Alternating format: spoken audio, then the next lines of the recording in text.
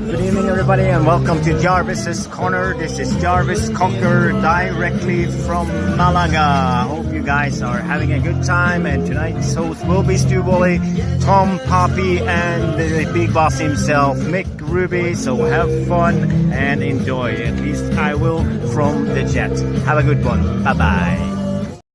And well, Jarvis is in Malaga, drinking a margarita, chasing Senorita.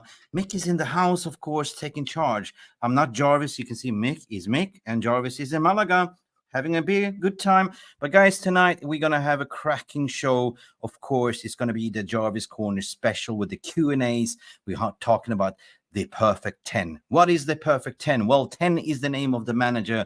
Bruno got gifted a new contract. He plays as a number 10.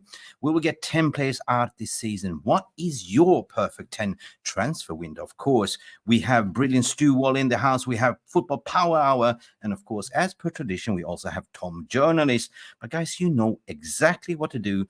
If you haven't done it as of yet, you should do it right here, right now. Smash the living like button. Like and subscribe if you're new, because here we go. Let's do this. And what better way to start the brilliant intro? There is nothing wrong with your television set. Do not attempt to adjust the picture. We are controlling transmission. If we wish to make it louder, we will bring up the volume. If we wish to make it softer, we will tune it to a whisper. We will control the horizontal. We will control the vertical. We can roll the image, make it flutter. We can change the focus to a soft blur, or sharpen it to crystal clarity. For the next hour, sit quietly and we will control all that you see and hear. We repeat, there is nothing wrong with your television set. You are about to participate in a great adventure. You are about to experience the awe and mystery which reaches from the inner mind to...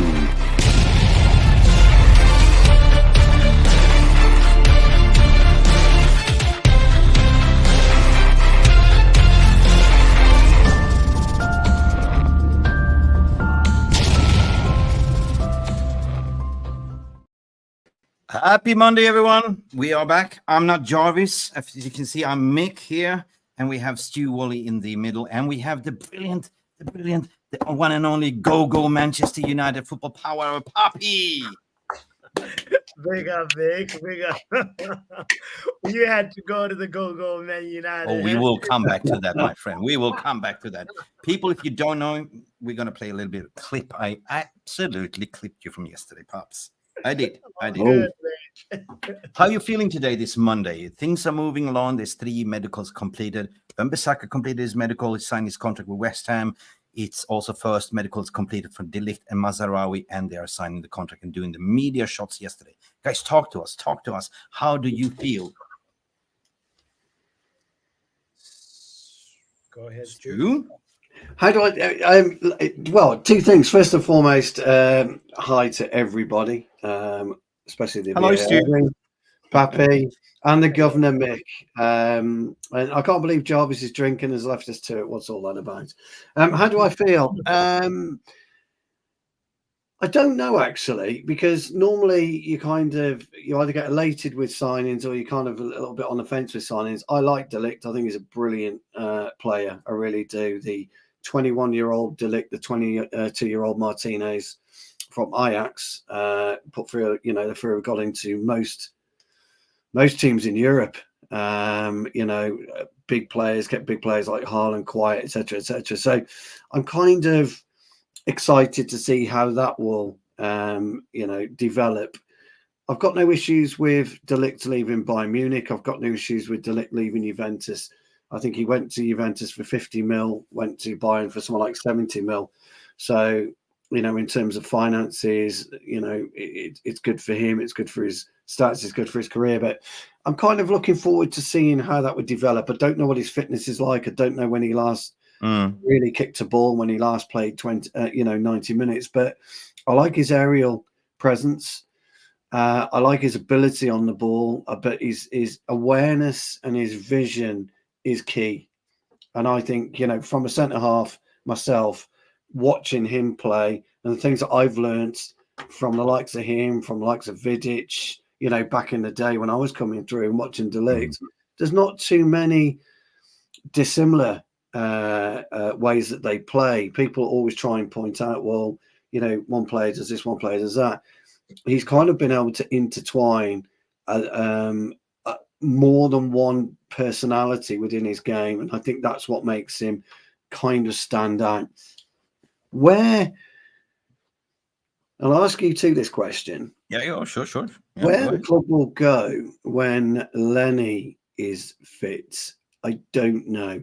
Now, are we seeing, and I'm just asking, the emergence of left-back Leacher eventually to allow Yoro and De Ligt to play, or are we considering, as Pappy knows, Mick, I don't know whether you saw last week, my favoured formation for this year, which is De Ligt, Yoro and Martinez when fit, together in a three with Mazroui and whoever. And I think that would give us more balance, actually, to be brutally honest with you. Yeah. But it would mean, as Mick's already working out, I can tell your brain going, it would mean two wingers, i.e. Garnacho and Ahmad, getting less game time. You're absolutely right, because we would be playing two wing backs. So my question is to the VAR room and to both of you, and we all know football, was Leacher at left back a precursor? Oh, no. To potentially moving him out there when Yoro is fit with De Ligt, or is it just something he had to do on Saturday? So that's what I've taken from this. In a nutshell, though, brilliant signing. I really do think it's a brilliant signing, but I find it difficult getting excited about player signings now. Probably because I'm old, guys. Probably because I'm old. Okay, interesting that you mentioned it, because I remember an article 6 weeks ago. It said Erik ten Hag plans 2 secret positions for Leacher. Might be left back and one might be centre midfield. Interesting. So you might see some test here, but I think of the absence of not having a left back and Hariamas being too young. We didn't play him in the community fund, so that's what we saw that. But Papi, I gotta ask the same question, same energy. Do you think the Matthias, I'm learning to say Matthias, I say Matthias always, but Matthias De Ligt is the marquee signing and the creme de la creme to complete that centre-back pairing? So I really think we have a strong addition to our squad, a bit more, you know, a lot stronger than we actually, a lot of us in the fan base are appreciating. People always, there's a slander that, oh yeah, you know, he wasn't able to, Eric Dyer was playing in front of him. You know, at Juventus, he wasn't, you know, the first choice go-to center back. Like, let's take things into perspective. At Juventus, there was 2 guys who have a PhD in defending. How are you going to get in front of them? In front of Bonucci and Chiellini. At Bayern Munich, Bayern Munich has lost its juice, its momentum, its structure, because they had a manager that's a crackhead manager, essentially. Thomas Tuchel was always tinkering, and he was always just coming up with ideas that only Tuchel understand, and look at why that got him. He got him fired. So I really think like we have a strong signing, potentially marquee signing, as you coined it, Mick. But to also like refer to Stu's question, like I feel like the choice over the weekend to play Leacher at left back was more of a necessity. He had to do that, you know, and it was just not really the right way to, it's not the right moment to be throwing in Amas in there. You can say that Amas played okay versus Mo Salah in the preseason games, but this is actually, we're getting to the final end of business and we're getting to really prepare for the season. And that actually also kind of answers your questions too in another way, because like I feel like part of how we're going to set up in the midfield, or how we're going to set up information wise moving forward, we may end up seeing a 3-4-3, a 3-5-2, you know, type of setup where actually we see 2 strong guys who are there to really make sure that we are not like our weaknesses are limited aerially, especially if opponents try to really capitalize on saying the efficiency of having Lisandro there. So that's my answer to that, Nick. Interesting. Welcome to the stage, Tommy, journalist. Hey. We always say late. You know, my papa used to say all the fine guests arrive late, and that's always Tom. How you doing, Tom? Evening, gents. How are we doing? Yes, good. We will ask you the same question, same energy, Tom. Mattjias De Ligt, do you think it's the marquee signing, and what do you think? Is it good enough for that centre-back pairing? I think when you consider it to the backup options that are on our bench in comparison to Bayern's, if he's not good enough to start in a Bayern team, I'm not interested in that. Is he good enough, and is he better than the players that we have in our team? Hands down. No, there's not a fucking question that needs to be asked about it. I know what I'll get with Harry Maguire. I thought when we bought him, you might see something a little bit different, bit of coaching or whatever.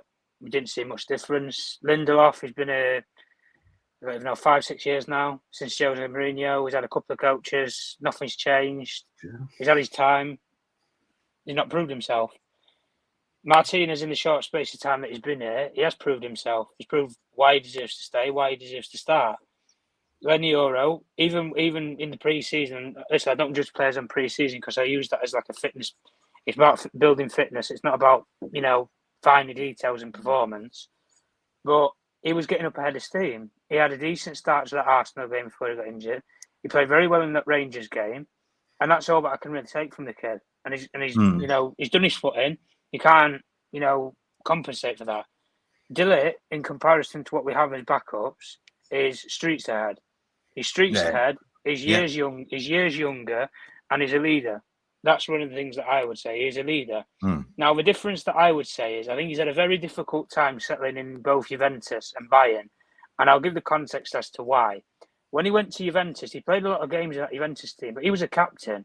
He left being a captain to go and play for a more predominant club within Europe. But he's walking in there. He wants to be a leader in a dressing room with Bonucci and Chiellini. Now, if you look at those two icons in Juventus's football club and that dressing room, he's not going to fit in very well if he tries to play that act that he wants to be a leader in that group. They're not going to listen to him. They're not. A lot of the players. The same thing when he's gone to Bayern Munich. You look at the characters that are in that dressing room. Your Mullers, your Neuers, your Kimmichs. They've been there years playing in the exact same team with one another. How are you going to break that mould of that leadership structure in that group? You're not going to.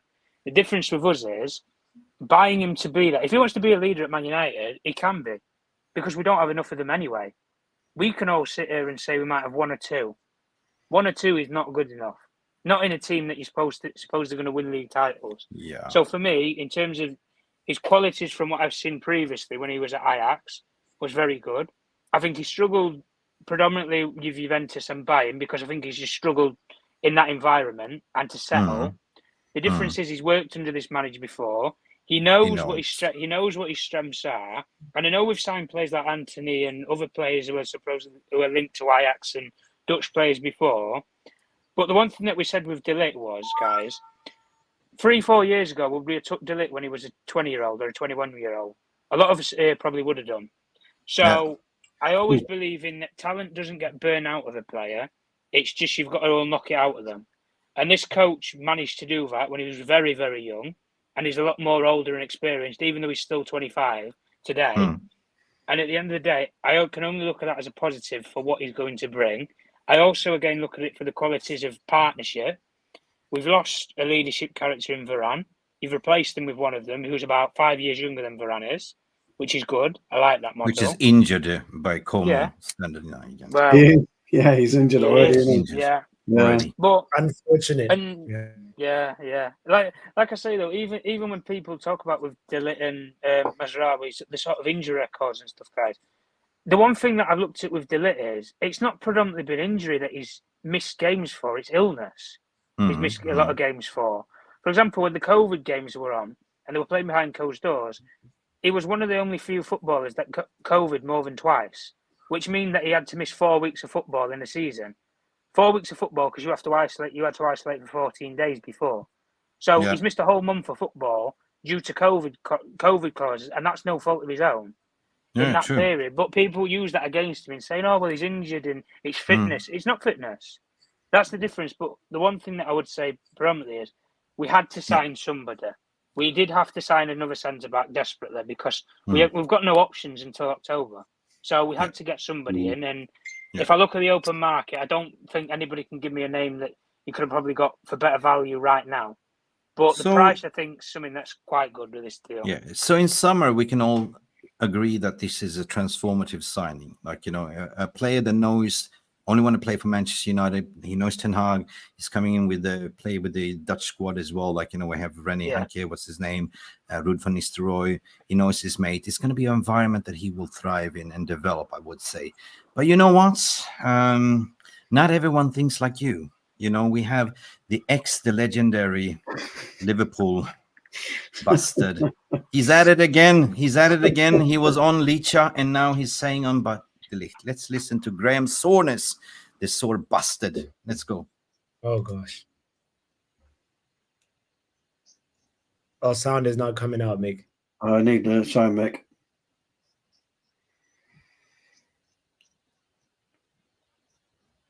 Mick, the sound is not coming out. Just look at his face. Look at Soreness's face. Look at him. We need a lightweight. Yeah. Oh my fuck! Shut the fuck up. Sorry to be rude. Oh, sorry, we couldn't hear the sound. But I heard a bit of Souness. Oh, you couldn't hear the sound? No. Yeah. I heard Souness's a little bit of what he said today. Should I just remove it and add to the stage again? It's actually much better without the sound, Mick. Yeah, right? Probably was. Yes, probably better. He grates at you, but you get him. No, not that one. De Ligt's got an opportunity, though, hasn't he, to finally find a football home? He's got that. He's got that choice now. To. I mean, there was talk when we went in for Van der Beek that De Ligt was our priority that season, if you remember, because of the achievements that they had, Ten Hag and Ajax, and we'd have all taken De Ligt at 21, 22, definitely 100%. All right. So let's do this again with sound because I forgot to put the sound. Let's go. Yeah, it's De Ligt. When I look at De Ligt, I'm a lightweight centre half. Yeah, can play, but can he do the lightweight? Yeah, can he do the things that? What do you want from your centre half first and foremost? Defend. Yeah, that seems to have gone out of the game now. It would appear that some coaches, stroke managers, think it's all about being able to play out from the back. Keep the ball at the back of your net. Yeah. And guess what, peeps? Zubermende just rejected Liverpool. He has, yeah. Sit down, Soreness. Where's my bomber, puppy? Where's the bomber? Oh my God! It wouldn't be let's laugh at Liverpool, guys. It wouldn't be a complete transfer window without Liverpool being rejected by a midfielder. They've been rejected by Caicedo, Tchouameni, Zubermendi this time. Lavia has rejected them in the past. Bellingham is rejected. It just keeps on growing. This list, it's always fun when the Scousers take an L. So hold that. The Scousers. Hold that L. It just slots in like a glove on a slot. Guys, how rude of us. We've been talking for 18 minutes, but guess we have a tradition, Stewie. We got to say hello to everyone in the VR room as per tradition. But guys, also, as per Jarvis Cocker's tradition, the spirit of Jarvis Cocker, if you have any questions, start with a Q and ask your question. We will start them. At the end of the show, we'll bring you your questions and answers. Stu Woolley, we have Robson in the house. Neil is in the house. Big up, Neil. Hey, everyone. Can't wait to nice, great group chat again. Big up, big up. And Jolly Mamin with the pepperoni pizza comes to say, time for some good news. This could be nothing, but Sanderberg is not with Burnley. They have been the opening game already in the move to United. Yes, we're going to talk about that. And that's what we're going to ask. You didn't play Burnley today. So there's a lot of movements going on. 100%. John Johnson is in house. Jonathan Liljenberg. Oh my God. Are you guys ready to duck? Are you guys ready to duck? Let's do it. Ready? Let's do it. Are we? Here comes an uppercut. Let's go. Oh my God.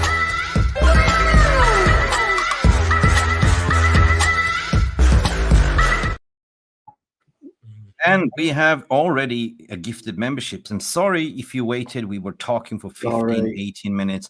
Jonathan Liljenberg gifted 5 membership. And let me just go up in the chat. Big up.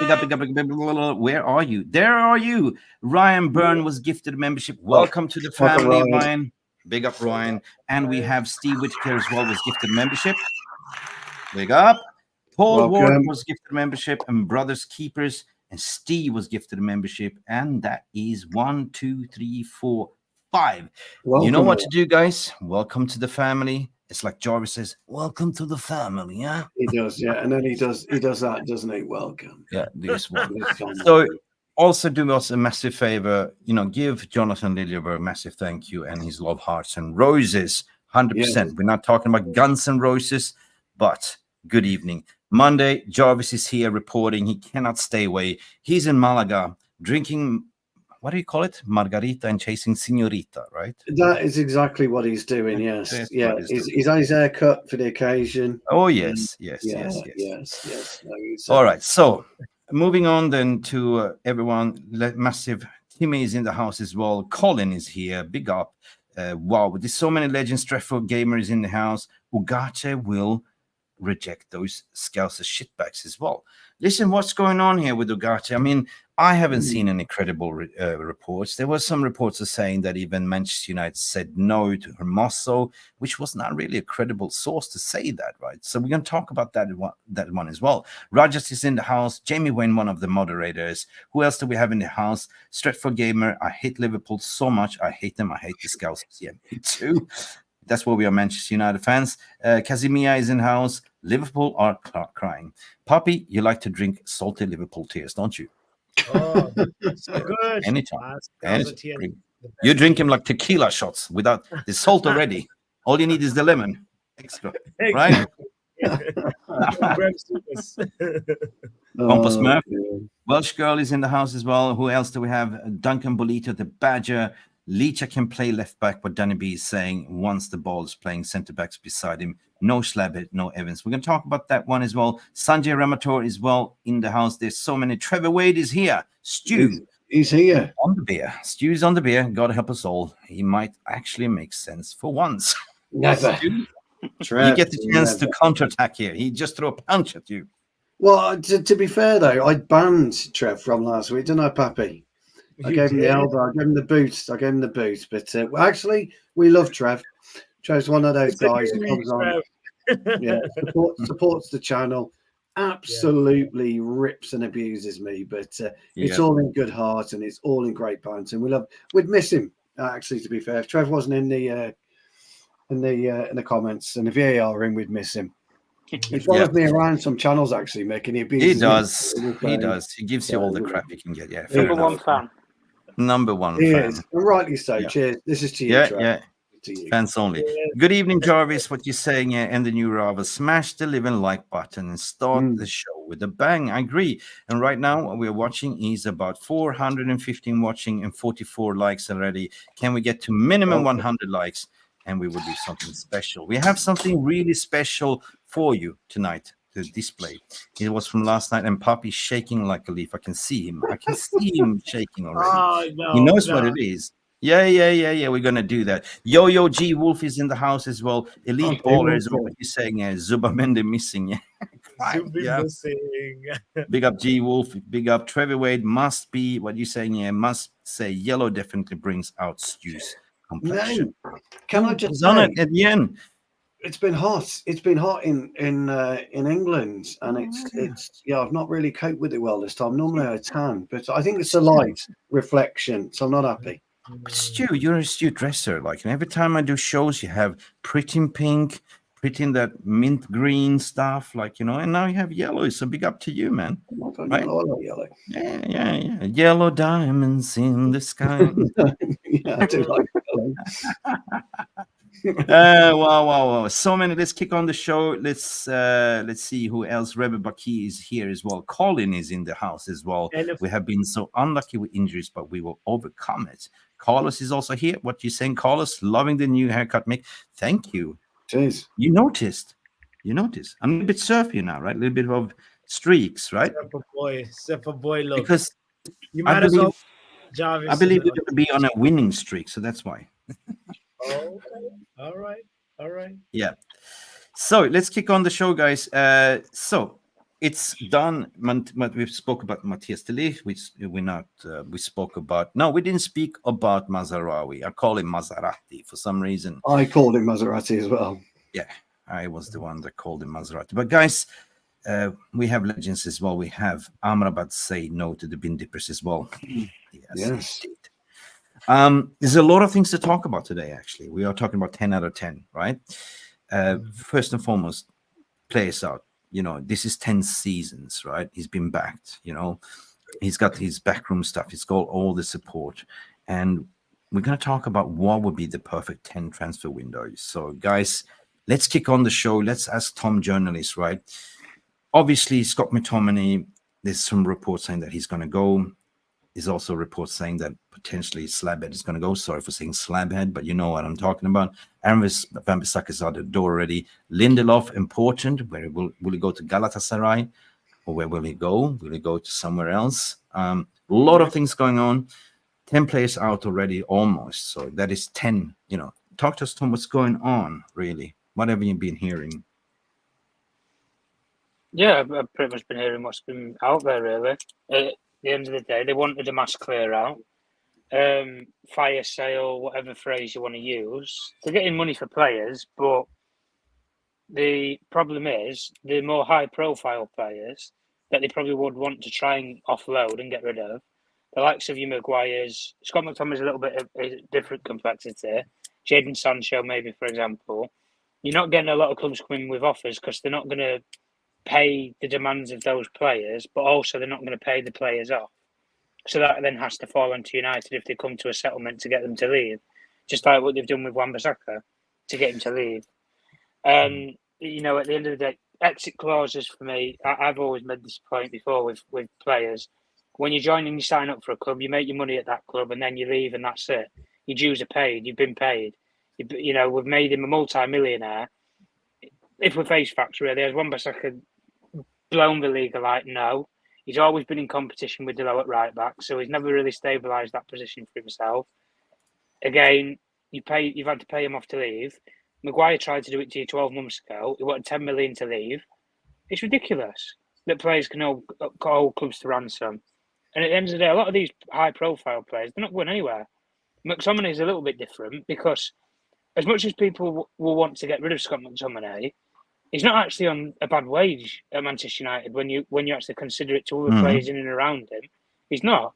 Fernandes has just signed a new lucrative deal. You've also got Casemiro, who's on a bulk of a wage. Mount's on a bulk of a wage. McTominay probably falls into the lower bracket of all of those players. And for what he gave you last season, in comparison to the ones that I just mentioned, you could argue that why is he on such a low wage anyway at Manchester United? But at the end of the day, he's on a low wage. He's not exactly stealing. I would argue he's not one of those players who's stealing a living, but performances aren't good enough and they aren't consistent enough from him. And that's where the issues really come from a lot of these players. But no, at the end of the day, they needed a mass clear out. But the one thing that I've always said anyway is don't expect everybody to go in one window. Not true. It's going to take a little bit of time to get some players out the door. And if you don't get, and the best way that I can say it is if clubs, say Man United, like they've said, they want 30 million for McTominay.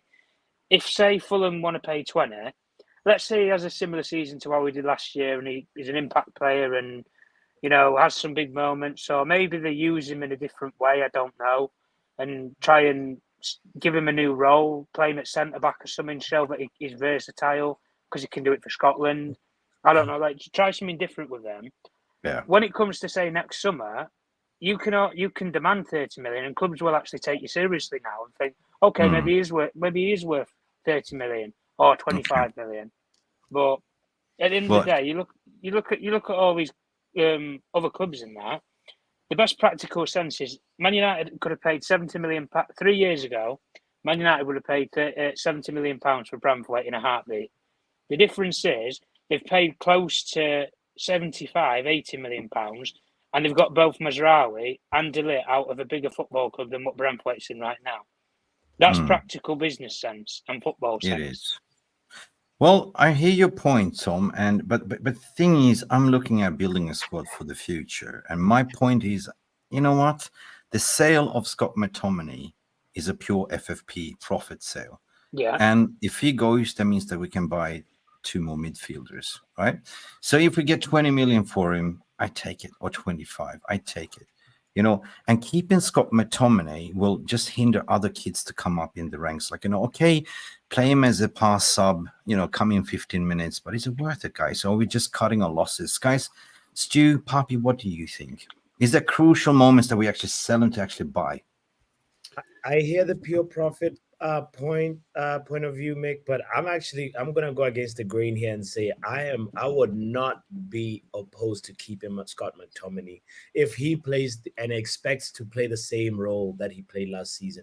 He bailed us out a lot of times, and at the end of the day, you know that he's always gonna bring his passion to it. And of course, when we're trying to transition to the next level, we need more than just passion. But McTominay represents those late goals and matches that it's almost so stale that you're out of ideas. McTominay can also come in and help you like lock things up if in case you're having a bit of a defensive crisis, especially also if you want to play him just for like the last 10 minutes and your one of your midfielders is very tired. McTominay is fine playing that role. In the past, Mourinho has even played him at center back, and we keep forgetting that those skill sets that is part of his game. He may not be the best player, but in terms of the squad depth, and really when you're trying to make sure that you have different horses for different courses, Scott McTominay fits the bill as a squad player for me. Yeah, I don't know. I'm going to ask you the same question, Stu. Same energy, because there's a double-edged sword here. Basically, we need to sell him in order to buy 2 more midfielders. So I'd rather sell him to get quality in that midfield. I mean, what's your thoughts regarding this? Yeah. By the way, there's a couple of super chats, so I'll have my say. I know. So just pass that on first. Yeah, we will read the super chats. Yeah. Actually, I can see where everyone's coming from on the panel in the VAR room. Scott McTominay will always split opinion. Pappy's right. If you want him as a squad player, he's ideal. But Tom's right.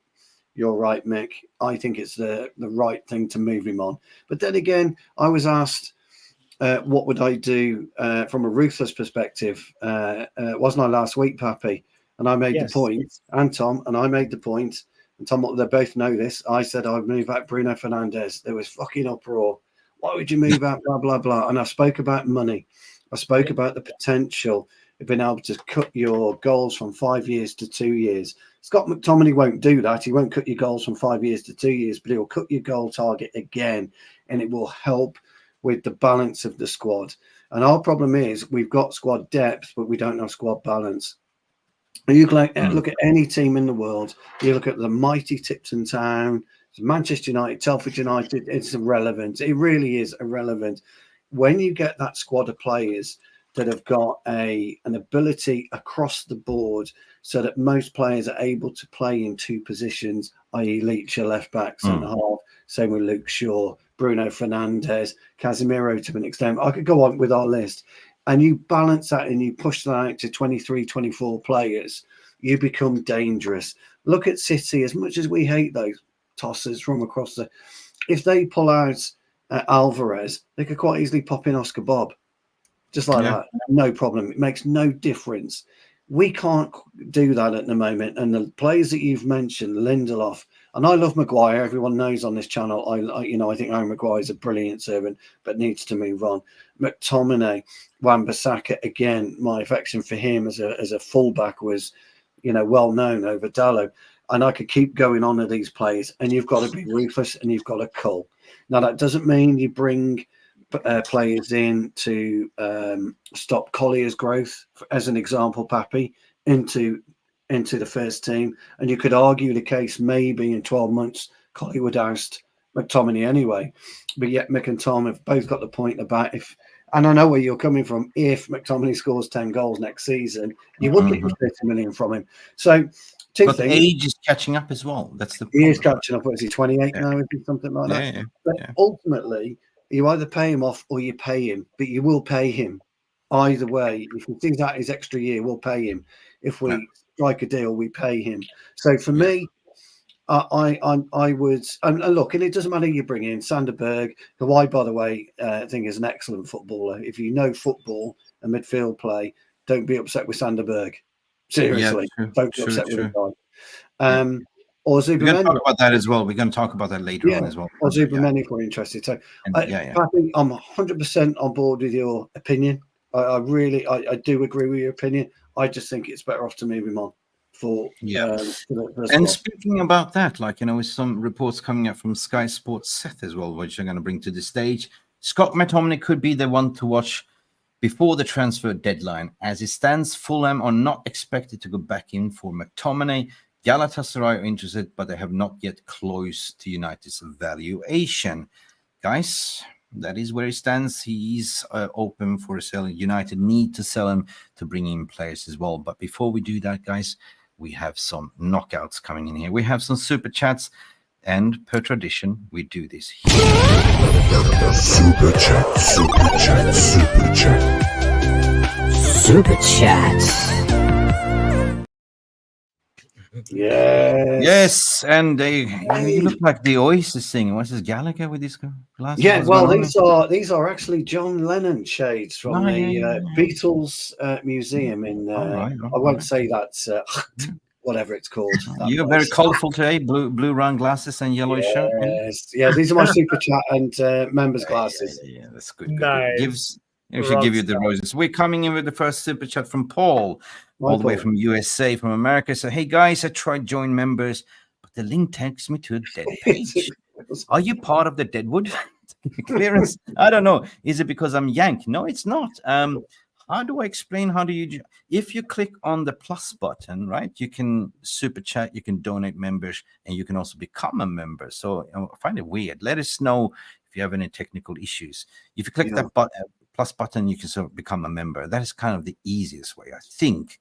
If not, just go in the video description, Paul, and join. The more the merrier, of course, and welcome to the family. And we also have Colin coming in here to say, Mick, you guys put in great content. Keep doing what you're all doing. Glory, glory, Manchester United. You are great. You should have let me read that one, Mick. You should. Go ahead. Go ahead. I challenge you. Are you ready for this one? Keep doing what you're doing. Glory, glory, Man United. You guys are great. Big up, Colin, for that. Okay. Thank you for that. Okay, I think it's time, Poppy. I think sit down, okay? Oh, here we go. Here we go. You know why, Tom and Stu? Do you know why that is kind of funny? You will find out very soon. You will find out very soon. I've only caught you on I kind of was in the chat briefly on Friday, then I was chatted, and then I saw you on KG's show.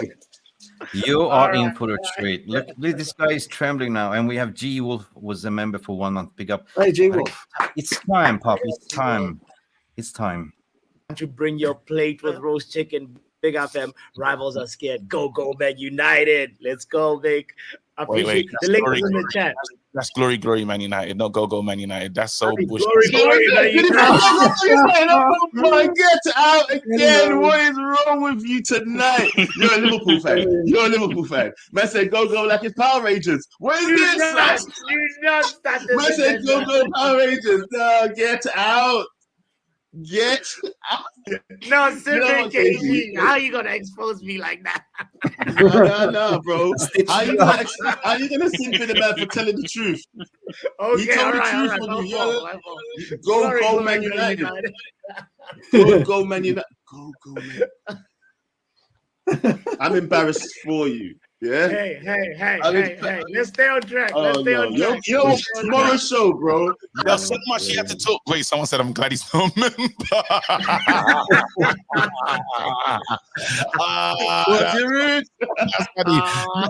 I wanted to. There was so much he said, but we didn't have time to get into it, bro. Well, listen, now you're in trouble because you wake me up 5:30 in the morning, disrespected my super chat. So I'm coming in here. Yeah.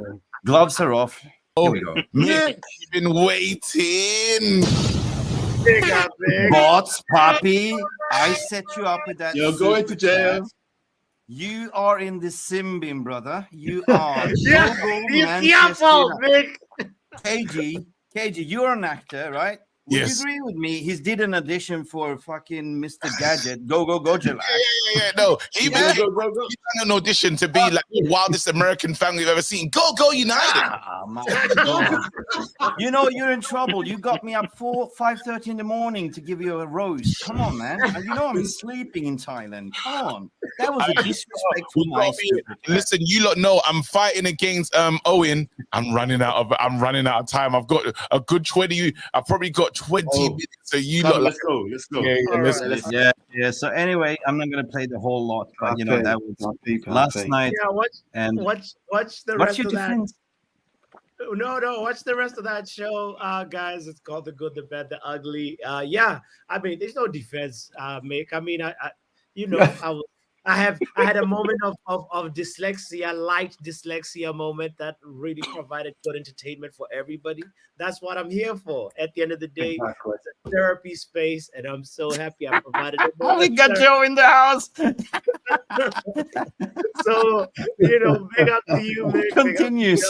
Joe is in the house. Yeah, Continues. glory, Go, glory, Man United. Anyway. Anyway. Dude, All right. So go Man United. Go Man United. Okay. Good. So go Man United means that a 10 out of 10 window. What would be your perfect 10 window, right? If I ask you, redeem yourself now, right? Oh, we definitely need to get. I'm happy about De Ligt. I'm happy about Mazroui, but we should go a little bit further. I feel like another midfielder would be really good. Obviously, if UGARTE gets in the line, gets in there, that'll make me happy. But I want UGARTE plus one more signing. I think that who's the extra one then? Well, now I can't. If we're like window shopping, I mean, Zubimendi said no to Liverpool, But obviously, I'm daydreaming. I know I'm daydreaming, but if we go with even Sanderberg, honestly, I think he brings a skill set that we don't have in the midfield right now. So as I said, I'm all about having. Big up to you, Nero. You are a fraud. You are a cheat. No, I'm all about having just different players that bring different qualities to the table. And at the end of the day, I know that Sanderberg does not move the needle, but he is somebody of a profile that could actually complement. Say, if you put him and Kobe Mainoo in there, or him and Casemiro, you actually might end up having a very strong midfield that's really, really, especially him and Casemiro. The Casemiro that we saw versus Manchester City is actually a sharper Casemiro. Is a Casemiro that's matched, he's got the rhythm of the match. And obviously part of it was the structure of how we were playing. We're compact, we're narrow, and that excites me. If we get just the 2 more midfield reinforcements, I'll be happier. There's also the idea of would Manchester United, would we be okay with a 3-striker sort of pool? If Ten Hag had 3 strikers to choose from, 4. That wouldn't be bad. Yeah, but all. you also have 4 with Cheeto as well. Cheeto Obi Martin. Well, he's still very young. Yeah. I'm not going to expect a lot from Cheeto. What is Cheeto going to do when he faces Louis Dunk? Let's be real. Let's be like Louis Dunk is going to sit on the bench. We have to nurture him and maybe sit on the bench and eat Cheetos. I don't know, man. No, but we have to nurture the kid. I like that he has great potential, great talent, but you need to be, nurtured properly. Cheeto Obi Martins, I'm really excited about that. But also why have we not heard the "Here We Go" for Cheeto? Oh, well, I don't know. Anyway, so basically people in the VR also get involved, what will be your perfect 10 window?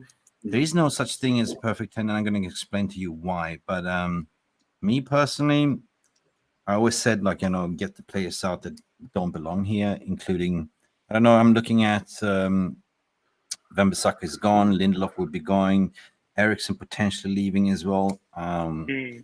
Casemiro is going to be difficult, but that's the one to keep at the end of the window to watch if Saudi comes in for him as well.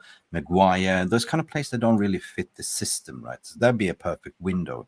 And plus, as what you said, add on quality, system players, quality. Like, the signing of Mazroui makes sense because he's such a versatile player. He can play left, right, can play in the middle, center back. That makes sense. But in terms of midfield, yes, 100%. We need to bolster that. We need to at least get 2 more midfielders, 100%. Even 3 with a loan deal for Amrabat as well is still waiting. We would really challenge for top 4 comfortably if we had Amrabat, Berger in there, and Ugarte. We're really cooking. Yeah. Should I go with you, Tom, or Stu? I mean, either way, so you guys can fight it or not. Like, what would you be your perfect 10? Shall I take it, Tom, and then you go? Yeah, go on. Yeah, you got the canary yellow, so go ahead. Perfect 10. Yeah, so I'm kind of with you. I don't think there is a perfect transfer window. Football isn't absolute in those ways. Pappy makes a brilliant point about Sander Berg. I actually think you can coach him to be almost the perfect 6 for us in our system, because you don't have to be a perfect Rodri, you don't have to be a perfect Kante. You can be a perfect six in your system, and I think you can do that with Sander Berg. What I'm looking at for me as a whole is flexibility. Irrespective of the player that you bring in, it's about the flexibility of being able to perform in a variety of ways. Now, Mick and Tom will tell you, Pappy, somebody says to me about systems, oh yeah, whatever, because you always end up in a 4-4-2 at 40, 50% of any football match. You're in a 4-4-2 situation. You really are. What I want to see more than anything, and it isn't just a way of playing a 3-5-2. I want to see 2 up front, and I want to see for a reason. I want to see Zirkzee. I want to see Højlund, because for the first time you can split the 2 centre halves.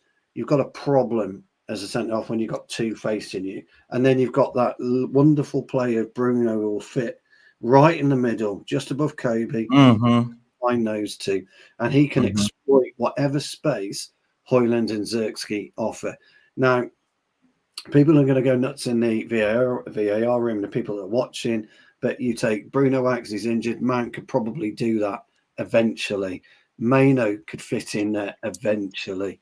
And funnily enough, Pappy, this is what I like about Sander Berg.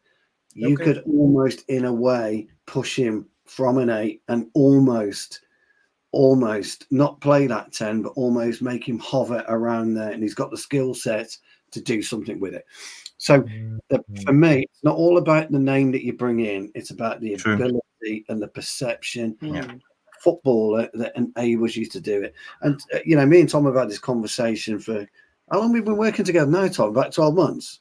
Yeah, so 12 months. Yeah, we've had this conversation a lot, and and we always agree that it's about the ability, not who's got the name on the back. And I don't think you'll see a Neymar type signing anymore. Don't think people are asked about that. You wouldn't even see a Messi / Ronaldo type signing anymore. I'm not bothered about that. João Neves, Mick loves him. Gone kind of under the radar to PSG in many ways. Big news anymore. None of this is big news.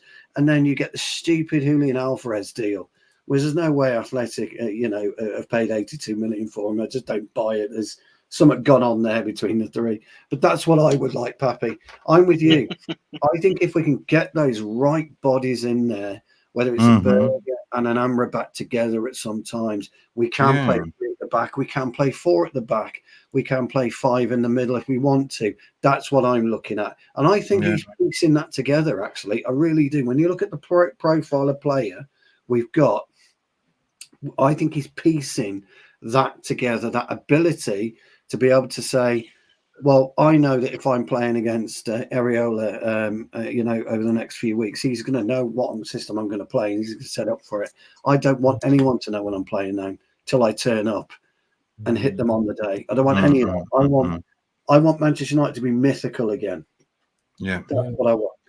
Okay, cool. I mean, I will ask Tom the same question, but before I ask Tom, he's back. Yes, Tom, are you there? Yeah, I'm there. Go on. What do you call a hamburger in Dubai? I ain't got a clue. Sanderburger. Sandberg. Gotcha. Anyway, Trevor Wade. Oh my God, Pappy. But you know what, Pappy, you're redeemed now, pal.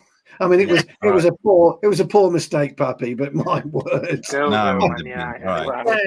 Glory, go Man United, Pappy, go.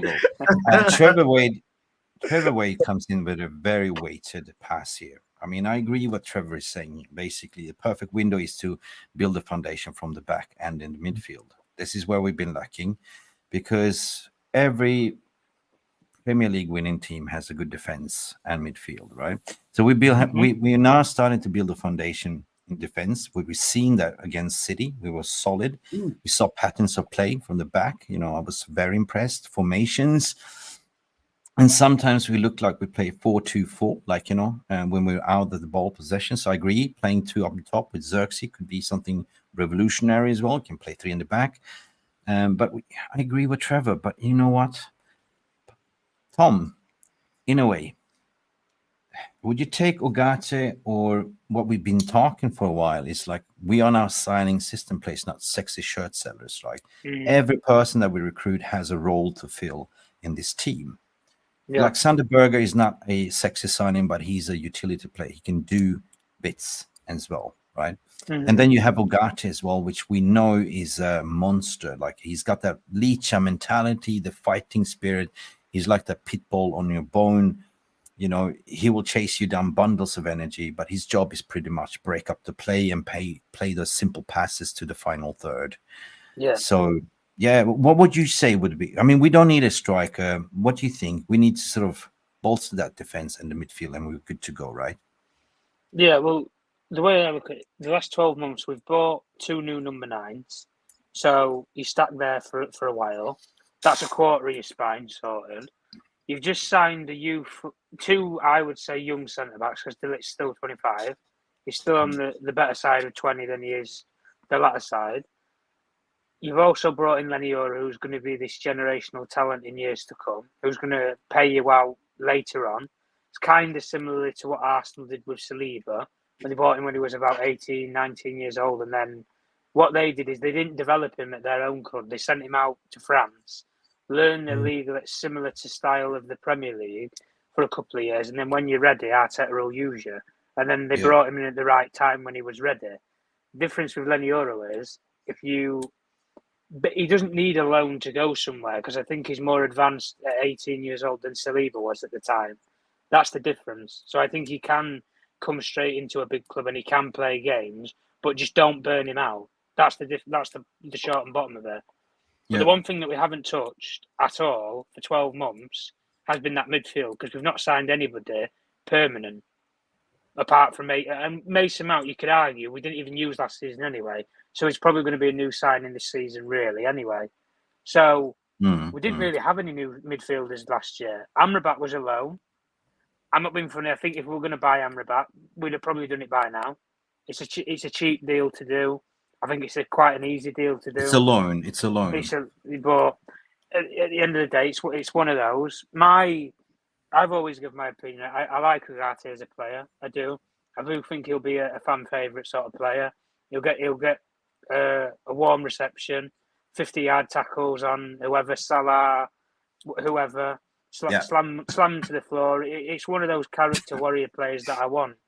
And we had a Uruguayan player who brought a bit of bite and a bit of spite. And when we had him, and I know we only had him for 12 months, and that was Cavani. And a lot of people like Cavani, not just because of the threat that he posed in the opposition box, but he was just a character. He was a bit of a character. He had that bit of needle, a bit of bite with players, and he got in players' heads. UGARTE is kind of he's like a Fred, but on steroids. He'll go around. Oh yeah, 100%. Lunge kick you. The only thing that I'd say is, and people have called it out about him, is ball distribution isn't great. But if you put him in the right areas, you can develop him. And he's still 23, and he's still 23 years old. So I don't think, even when PSG bought him, guys, I don't think they thought they were buying the finished article. I did think they were going to look at it and think, we are going to have to do something with them. But Well, for me, to be fair, PSG bought him before the current manager, what's his name, Luis Enrique, and Luis Enrique didn't want to play that style, so that's why he didn't play him, right? yeah, he didn't want to play him. It's not his kind. It's not his style of midfielder. He's not a Busquets kind of player, so he's not going to play that as a 6.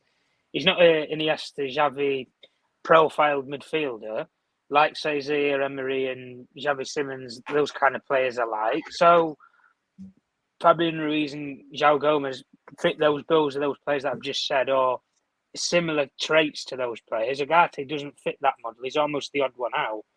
And that's why I can't get this stance for PSG, why they're holding on. They're clutching at straws. They want to make a profit on a declining asset. It's impossible. Yeah. It's impossible. Yeah, listen, at the end of the day, right, again, we're signing the players. I'm starting to see the pattern, what they want to do, right? So if they identified him as a top target, UGARTE, and if we know now that, Desiree Doué is rejecting Bayern and going to PSG, they've bought in a lot of players. You're not going to keep a player that don't want to play, They handed in his transfer request and had agreed personal terms. It's going to be a costly player to pay, and sit on the bench. So I think at the end of the day, United is going to win this race. I think it's going to be a loan with an option to buy, to be honest, right? This is United's been forcing the hand, and this is what I'm saying. This perfect window is we doing business on our terms. That's what I want to say. Yeah.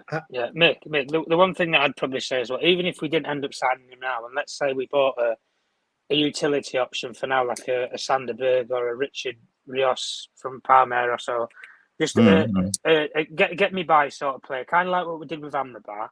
Steady pair of hands, get us by for a year.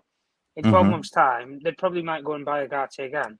But he might, because he's not played that as much or whatever, and let's say he didn't get him this summer, that value is just going to decline. And PSG, they're not stupid. They're going to understand that we can't demand money for a player that's not played. 100%. And I think we have a lot of things to talk about the midfield. I mean, defense is sorted already. We might get a left back in as well. We talk about that one. I think we're going to be stuck on the midfield for a couple more minutes. But before we do that, just I wanted to say massive people for tuning in. There is about 900 of you watching, 77 likes. If we can get minimum 100 on the stream, we'll be super happy. But now, guys, are you ready to duck? There's some super chats coming in. Let's do this. Super chat, super chat, super chat. Super chat. So we have a super chat coming in here. No, that was an old one, to be fair.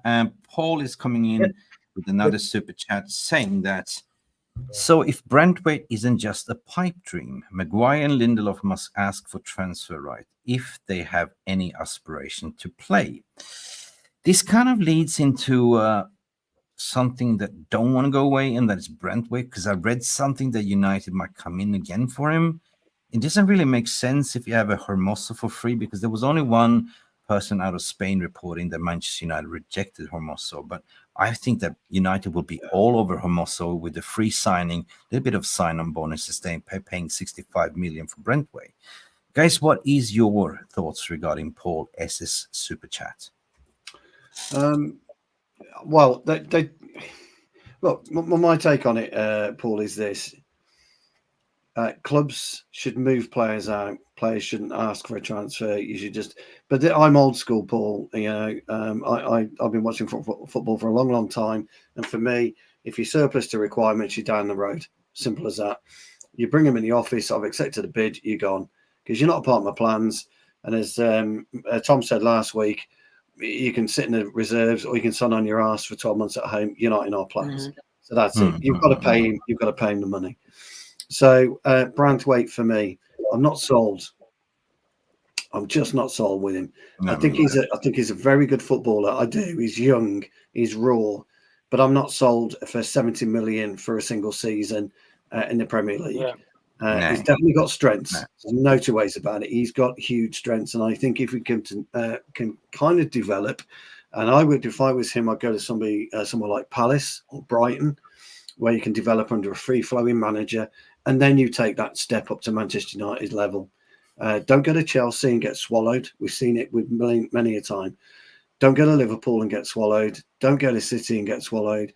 Go somewhere and play. Prove you can play another 12, maybe even 18 months in the Premier League at the level you played at Everton, and then you move. I don't want to hear you buying promise with Branthwaite. I'm not interested in promise at 70 million. You guys are right about UGARTE as well. Different type of situation for him. He's not wanted at PSG because of the playing style. So PSG want to recoup the money. It's a waste of time. You can't do it. It just won't happen. No. So if Branthwaite is serious, I would say to his agent, move me out of Everton, because I think that's a club in desperate turmoil. Move me to a stable club like Palace, even Villa. If he could get himself into Villa, that'd be a great move for him. Great coach, really good coach. We all know that. And then we can look at him. Now, before you jump on me and say, well, you know, it could then go up to 80 million, 90 million. You do run that risk as a football club. You know, Zubimendi turning down Liverpool runs a risk that nobody will go back in for him. So he's going to be happy to stay where his current club is. You always run a risk in football. It doesn't matter. And so you've got to roll the dice and see where it lands sometime. So for me, we're 2 years out with Branthwaite. For me, sorry, for me. Yeah. I think also Everton made a fool of themselves in the transfer window, so they sort of shot themselves in the foot now with the 3 points, deduction already, and blah blah blah. They're playing a hardball game, so sit on it. I'm sorry. Sit on it. I just want to say briefly, Mick, the good old VAR room, love you very much. Can we just calm down on some of the personal comments that are in there again, guys? We're here to chat football. We're a football channel, football community. I don't see it, but please, gloves are not off. Put them back on, guys. Put them back on. Just be careful. That's all I'd say. Yeah, be careful. All right. So everyone has the chance to comment. Also, Mick, I wanted to chime in on the comment that was highlighted. Mark's younger brother has a here. It is official. Wow. Go. Yeah, I think he says he's going to be playing for a team in Denmark. I believe in Denmark. I believe, yeah, Copenhagen. It's in the stream. Yeah. Aalborg. Okay, Aalborg. That's a good club. It's a good club. Yeah. Aalborg. Congratulations, Mark. Here Congratulations. we go. Fantastic. All right. Listen, if we're talking about Brentwell, so listen, I just want to bring to the stage just to level up the stream as well, guys, because there was some reports coming out from my colleagues, Strategy News as well. They just basically reiterating what some was saying, that everyone was talking about this today, that from Spain, Manchester United have a good opportunity to sign 29-year-old incredible free agent. And this, my friend, only came out as Dario AS journalist Eduardo Burgos. He was the only one reporting it, basically. And nobody else has kind of mentioned it, no credible, like Ornstein or any other British journalist. So, listen, I just wanted to sort of ask you guys questions. Do you believe that this has legs? So, I mean, I wouldn't believe that Manchester United will walk away. We need a left-footed centre-back, right? This guy can play also. He's kind of like comparing to David Blinn kind of type, if you look at his stats. But he can also play left-back. It's a free signing. I mean, it doesn't really compute that we will go back in for pay 65 million for Brentford when these guys for free. I don't believe that they say no. Tom, what you say? Tom is on mute. He's on a call. I don't know. Guys, let's start with you. I don't think he's there. Yeah. I don't think there's legs in it. Obviously, like that's sort of just a rumor. Here's where I feel like our defensive line priorities should be. We should be right now looking at the succession plan from Luke Shaw. Oh yeah, that is the perfect 10 to get him out. We have Lenny Yoro, who's injured, but he'll come good just before Christmas, whatever will come then.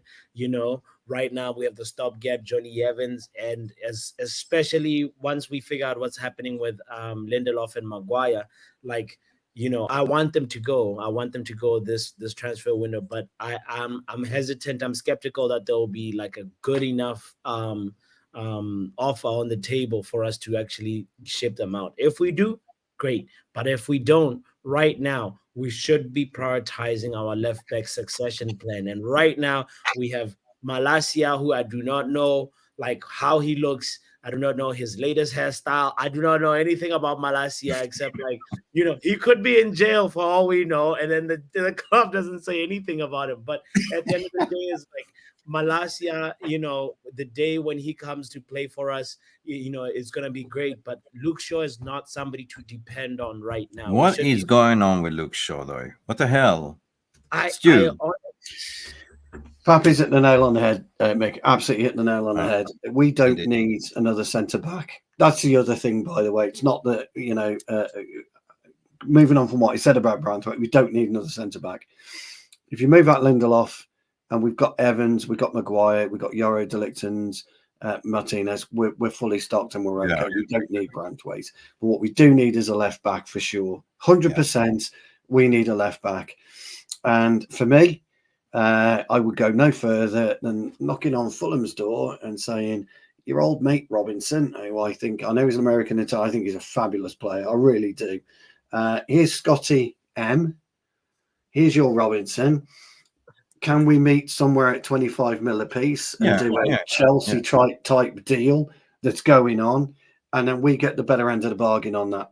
As much as Pappy's right about what Scott can bring, we get the better end of the bargain. Because if we don't do something with our left back, we don't go knocking on the door to get Reguilón back or something like that on loan. If we don't do something at our left back, we are going to be in serious trouble. Yeah. Or we go to Jose Mourinho to say, listen, yo, we give you Lindelöf because you want Lindelöf, and part of this deal, give us 30 Cariglio. Oh, well, yeah. Well, why not? Why not? Yeah, exactly. You give us 10 million and we can knock down the price. We pay like, 10, 15 million for Cariglio and he's ours. Yeah. Yeah, why not? So far, I haven't heard anything. There's been some talks with Brighton, but he doesn't really want to go. So, yeah, we'll see. Why not? I mean, people, when we were linked with Cucurella, where we could have bought him, when we had the option to loan to buy, we could have bought him. Nobody wanted him, et cetera, et cetera, et cetera.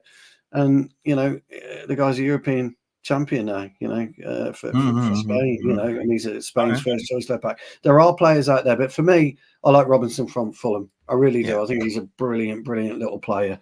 And I think he's fitting quite well with the new system.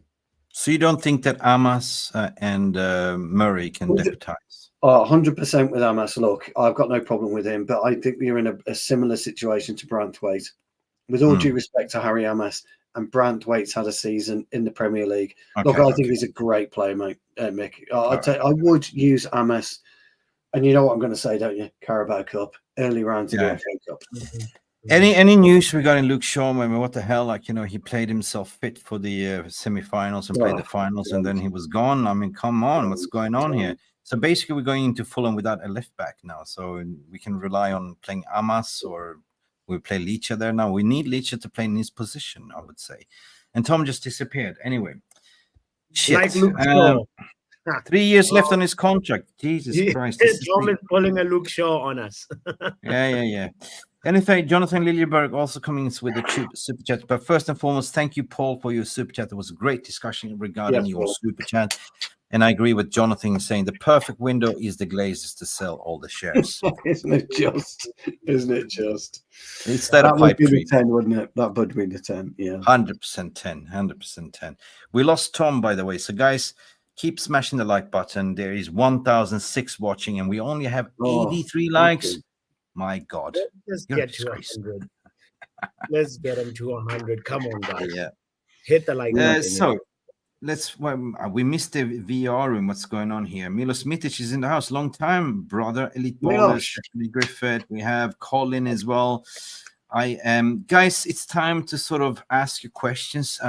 Guys, can you handle the Q&A section as well? You know how it works. Me and Pappy will do Q&A. Don't you worry.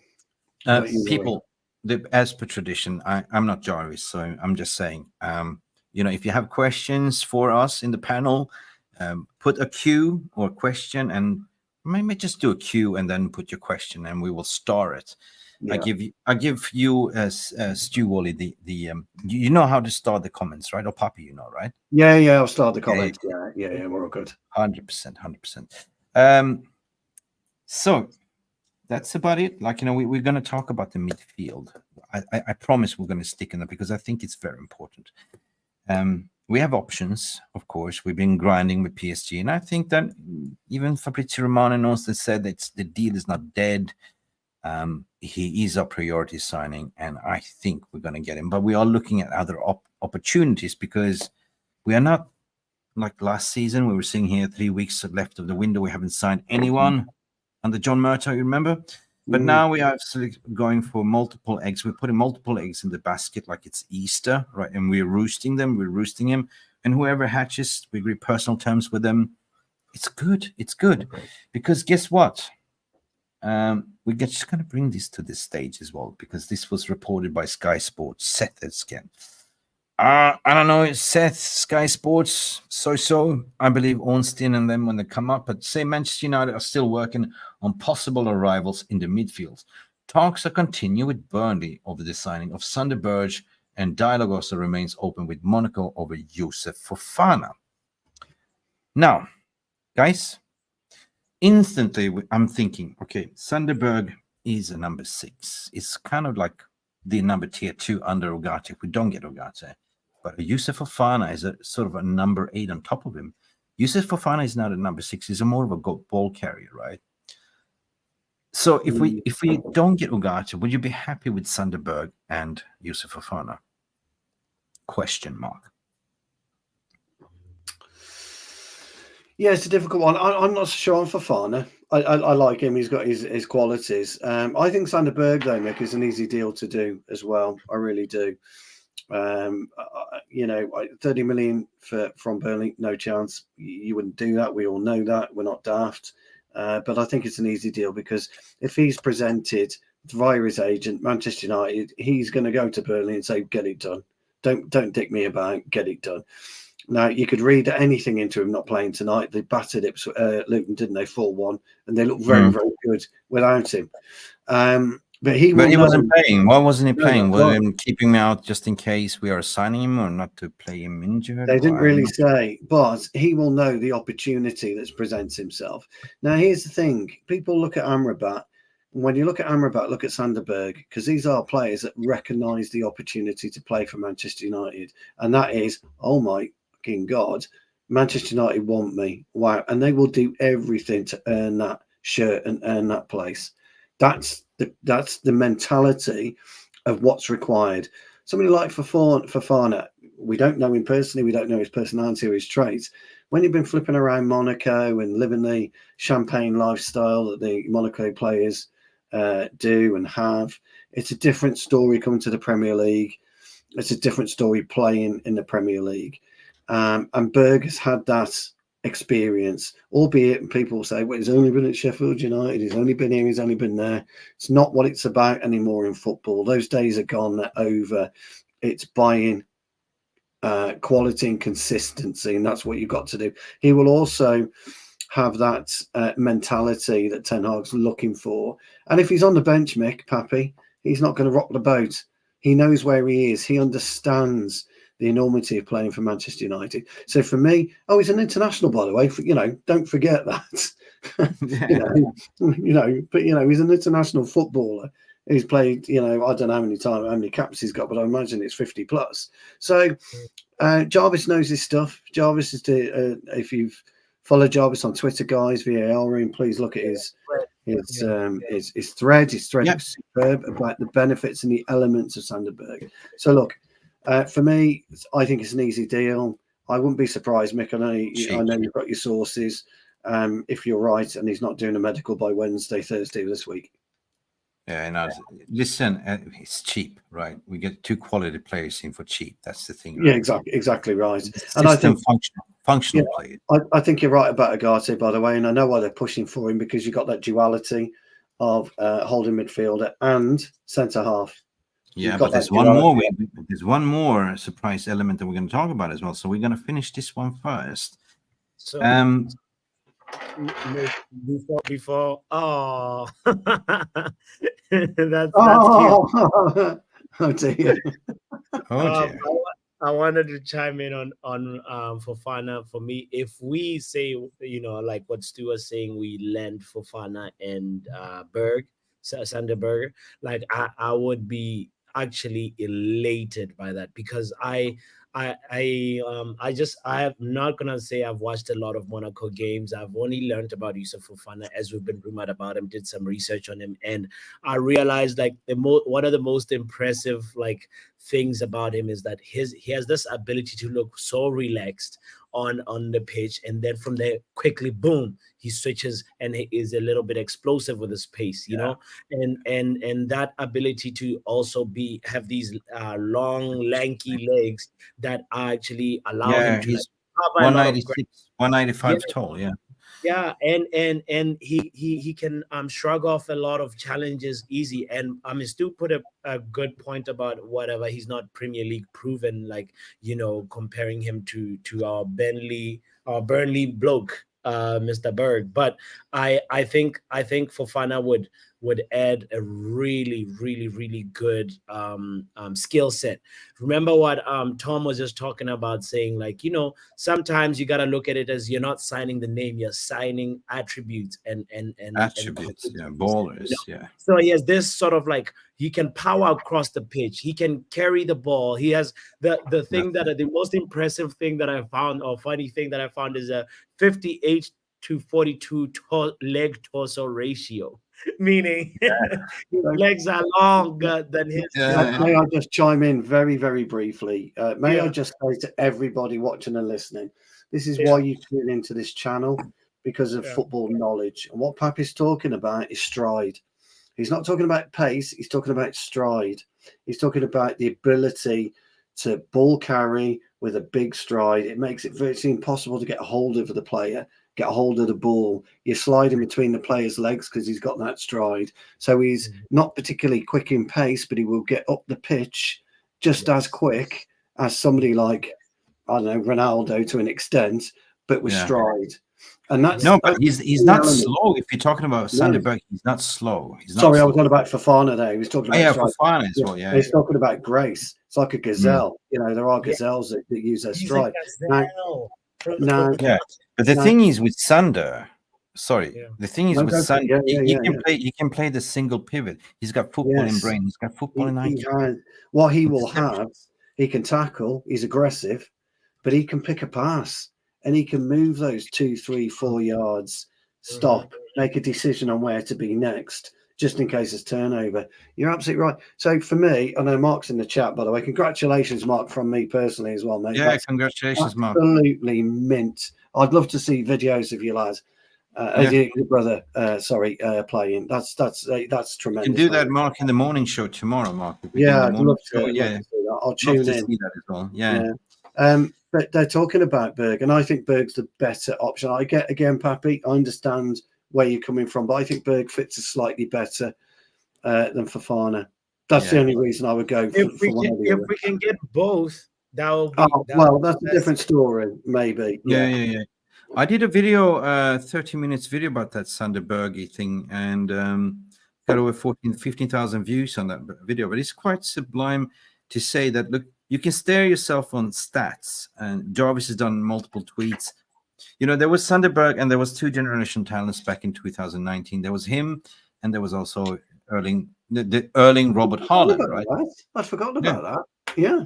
Yeah. So I did that, and Scarlet Report is going to jump on our channel next week, I think, as well. So he's brilliant. Anyway, so the point is that one had a stellar career, like he had a good move.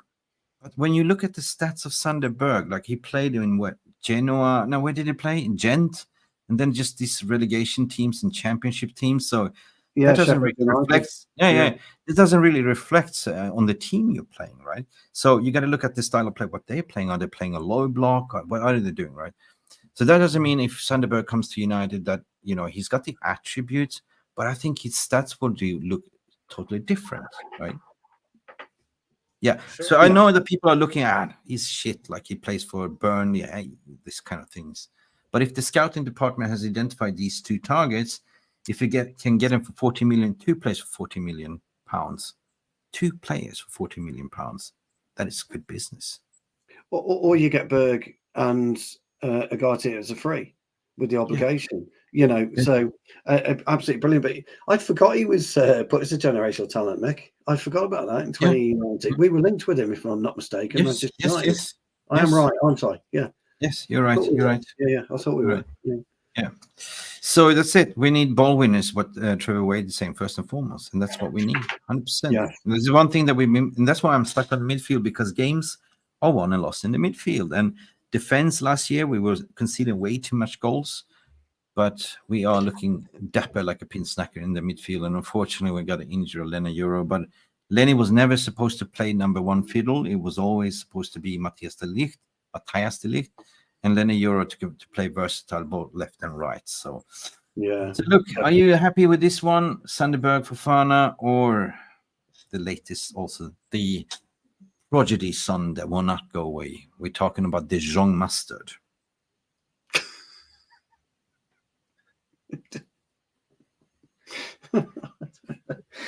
You know that special spice mustard DEJONG. Nah, I do not want. As much as I know that De Jong, you know, he's got good qualities as a footballer, but come on now, we need to have like a forward. You know, we need to face forward. If somebody has given you the signs that they are not going to play for the bench, if somebody is giving you the signs that are also one of those like people that can't stay fit for, like last season was not good for De Jong in terms of staying fit, and also for the Netherlands, he was not able to stay fit. So like I'm not really convinced that he will be the player that his name lives up to be. So I really want to just move away from De Jong. Just call it a day. He's that person that we wanted 2 seasons ago. Let's move on to better targets. Come on, man. I'll be brief. I'll be brief. Yeah, I'll be brief about De Jong. I was on record 2 years ago saying no. And my question to everybody at that time was, nobody was mentioned him 18 months prior when he was ripping it up for Ajax. Nobody mentioned him. He wasn't mentioned on the lips of Manchester United fans. We get linked with him. De Jong's our saviour, and it just I don't think he would ever suit and fit into what Manchester United is about. So I'm with you, Pappy. Can't be asked. He can't be bothered. Yeah. I was intrigued, as I mentioned, I think last week, that Erik ten Hag did say his ideal midfield would have been Casemiro, De Jong, and you did, yeah. And you know, that was 2 years ago. That was 2 years ago, wasn't it? 3 years ago. Yeah. Listen, at the end of the day, there's no smoke without fire. Ten Hag came in, he made him priority. We couldn't get him over the line because of the deferred wages. So what happened is they kept him, and they paid double wages, basically deferred wages, right? And that is now finished and over. And now Barcelona wants to offload him. Ten Hag still is kind of, you know, this is my son, you know what I mean? And the problem is 35 million pounds is the asking price for. And can we get him on a 200K a week, 250? The problem is, even if you get him, he's still injured. He is, yeah. He's been on that treatment table for how long? When was the last time he had that nasty snap? You remember that nasty snap? That yeah. Oh, look, but you know, there's no doubt in his qualities as a footballer, but are those qualities? Is he? I tell you what, is he? And I think he is. He's a João Felix, in my opinion. You know, he's had the qualities at a young age to be a player of substance in world football. And he's just flattered to deceive, because he went to Barcelona, 80 million quid or euros, 600 a week, Mick, as you said, 600 grand a week. It just ruins a footballer at that age. And I think he's going to be one of those prodigies, those talents, which will never, ever live up to what he should be. And speaking about that, we just got a fresh report coming as well, just on one football app, to say Fabrizio Romano has spoken. When the Don speaks, we got to listen, and that is here. Let's add him to the stage. Fabrizio Romano, Man United expected to make midfield signings. Manuel UGARTE is still the dream target. So here we go. I mean, of course, what I'm saying that we got to safeguard ourselves, like, you know, but we know that PSG are in trouble. PSG signed a lot of players, and we have a player that put in a transfer request already. They're not happy. They're not going to keep an unhappy player. So I think we're going to get them on a loan with an obligation to buy, an option to buy. I agree. I agree. I think we pay a 10, 12 million loan fee. There'll be a big loan fee, but I'm with you on that, Mick. I think we get him on loan. Yeah. Mick, you all right, pal? You look tired, dude. It is. No. It's been a fantastic, cracking show. It's been a lot of engagements. The perfect 10. We're talking about the last perfect 10 is Bruno playing in the number 10. And I did a morning show today, and Jarvis is kind of like, it's not the right timing. You know what Jarvis thinking? No agendas, but do you think it's the right timing to give Captain Bruno 350k a week? Is he deserving it? Absolutely. For me, I say El Capitano. He deserves to be the highest paid player at the club. He's worked hard for it. He deserves it. And like, it's not for me. I feel like right now, looking at also like his age, we're only just gonna have Bruno till what, 31 years old or something, or until he's going to finish career. He's going to finish career at United. He stays. He gives us all for the club, guys. We underappreciate this guy so much because of like, sometimes the risks that he takes on the pitch, but his availability is never to be underestimated. His passion, the way he fights for the club and for the badge, he is, for me, the epitome of what a Manchester United player should be. The new Man United Bruno should be a part of it. That's why he's the only one that I remember that got signed in January and hit the ground running straight away. 38 mil? Yeah, 38 mil. It was something ridiculous, wasn't it? Just as much as I agree with you, fellas, 100%. I don't think any player's worth 350 a week, personally. But when you look at our experiments of this type of salary over the last 3 years, De Gea, his form dipped. Rashford, it dipped. Sancho just never got fucking Bruno would never dip. Yeah, Bruno won't do that. That's the key. That's my point. That's my point. And so, it's a clean sweep. It's a clean sweep. Yeah, it's a clean sweep. Before we continue that, I just want to end this poll and start a new poll on this one. Would you be happy if Sunderberg, and would you be happy to get Sunderberg? And Fofana was the poll, and 58% said yes, and 42% said no. So I'm going to create another poll regarding Bruno, and I'm going to run it for 5 minutes. So, and what should we call the poll? Are you okay? Are you okay with Bruno? New contract on 350, right? I think it was roughly that, wasn't it? I think it. It was try to type when you have a cat in front of you. Guys, get your questions in because we'll be doing the Q&A part of the show as this poll is. So while the poll is running, now it's time for the Q&A. So get your questions as well, right? So we just. Alexandra, what you saying here? Alexander, big up Boskovsky. Kajse brate, must be Macedonian. I agree, Colin, but DeJong is a baller. Yeah, DeJong is definitely a baller. Like, you can't walk away. So, guys, get your questions in. Start with a Q because we are about to end. We're not going to do a Jarvis Scorsese 3 hours today, are we? No. No. I've got an early start. Plus, I get in trouble. Yeah. Okay. Let's get into the Q&As right now. You don't have to answer that question. I'll answer the question. You want answers? I think I'm entitled. You want answers? I want the truth. You can't handle the truth.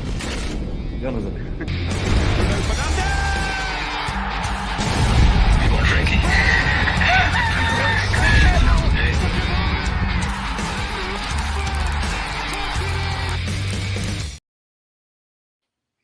And remember, the truth is always your truth, your questions. This is your moment to shine. Guys, what do we have for us? We got some great questions. Yeah, and we always do. We always have some brilliant questions. So please get them in now. Now's your chance. Was that the cat? Yeah. That's the cat's question. Do you, Misha, can I ask a question? Can I ask him a question, right? Yes, go for it. Do you think it's okay that Bruno Fernandes get 350k a week? What do you say? Yes, he agrees. He said, yeah. Just for Pappy, in the UK, we used to have a cat food called Go-Go Cat food. There you go. Just for Pappy. Come on, give me the horn, Pappy. Give me the horn. Come on. Gentlemen, Thomas, and I'm sure Mick, because I would butcher his surname, I'm sure Mick can give me a much better pronunciation of that. And we will go for you, Mick, on this one. Should Zubimendi next transfer window, or should we go for Zubimendi for next transfer window, or do you guys have an idea what you would like to add to the midfield? Mick, the governor. Well, if Thomas, if we are not paying 50 million or the odd million for UGARTE, we get him on the loan. I don't think we're going to pay 50 million for Zuba. And that's, sometimes you got to slide it away. It's even if we get UGARTE and you add on Fofana, it's equal into good signings as, Fofana can do the same job, right?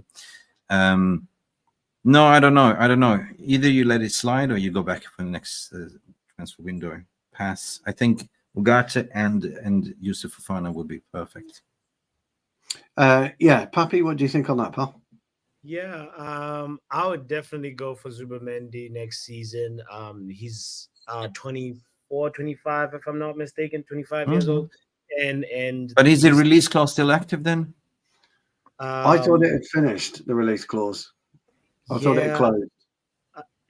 That one is still it's a question mark for me because obviously Liverpool were trying to go for him. There's gotta be an opening in there, so probably you'd assume that at some point, let me just check, his contract expires in 2027, so yeah, we'll probably still have to pay quite a bit for Zubimendi. Why did they reject Liverpool?